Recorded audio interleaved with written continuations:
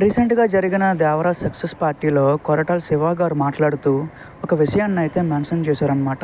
అదేంటి అంటే, చిరంజీవి గారు ఇంతకుముందు కొన్ని సినిమాలు చేసిన తర్వాత, ఆయన 'ఆచార్య' సినిమా కోసం కొన్ని దగ్గరల కొరటాల శివ గారి గురించి చెడుగా, అంటే కావాలని కొరటాల శివ ఫెయిల్యూర్ చేశాడు అని చెప్పి కొన్ని దగ్గరలో మెన్షన్ చేయడం అయితే జరిగిందనమాట.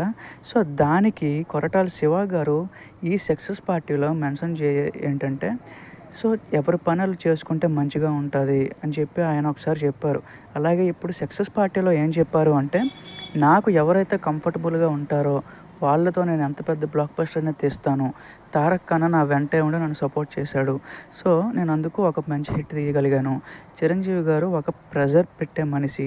సో, ఆయన ఎప్పుడు చూసినా ఇమేజ్ పోతది, లేకపోతే ఇంకో సీన్‌లో వేలు పెట్టడాలు, లేకపోతే స్టోరీలో అది మార్చి, ఇది మార్చి అని నా మీద ప్రెషర్ పెట్టడం వలన నేను రియాక్ట్ అవ్వలేకపోయి ఆ సినిమా రిజల్ట్ అయితే వేరేలా వచ్చింది అని చెప్పి ఆయన మనసులో ఉన్న మాటనైతే ఇండైరెక్ట్‌గా బయట పెట్టడం జరిగిందనమాట. దానికి తారక్ గారు అవేమి ఇప్పుడు మెన్షన్ చేయొద్దు.